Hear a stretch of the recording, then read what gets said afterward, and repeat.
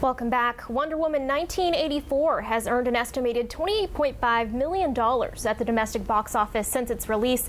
Matt Perrin shares his thoughts on the film in your Monday Movie Musings. Welcome to the first Monday of 2021. So we had a big blockbuster come out on Christmas, and I was off last Monday and couldn't share my thoughts. However, nothing significant was released this past weekend, and people are still talking about the newest DC offering. Before I watched it, I saw that some people really liked it, and then I saw it was being destroyed, which I found surprising since the original was so good.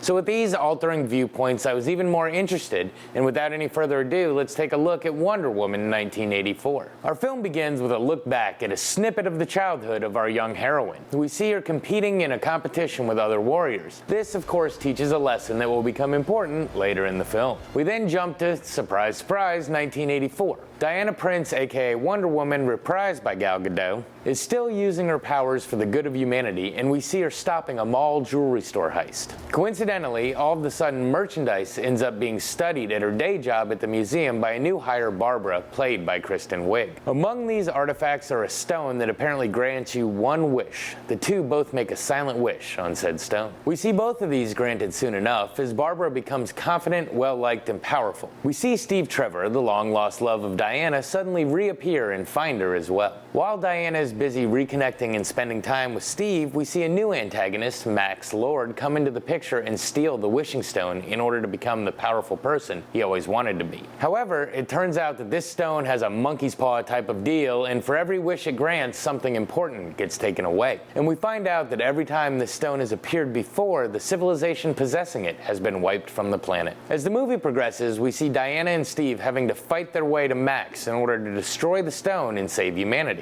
But with fading powers, this has become difficult. Also, it turns out that Barbara has other ideas which turns her into a foe that needs to be overcome. We, as the audience, watch, hoping for this sequel to outdo the first, but actually just becoming more confused the more we watch. So, what to say about this one? If I had to pick just one word, I would say disappointing.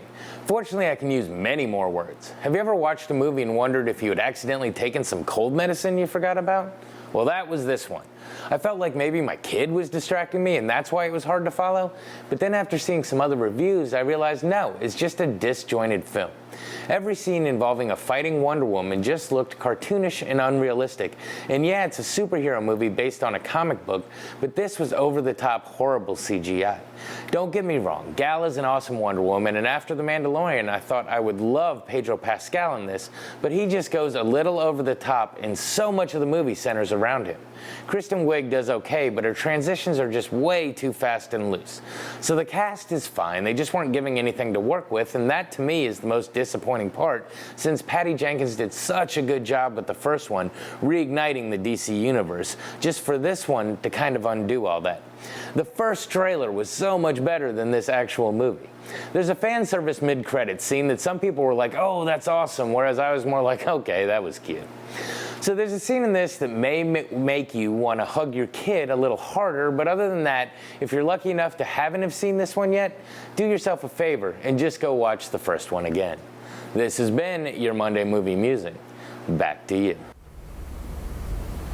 All right, stick with us. Tyler has one last look at your forecast when the news at noon continues.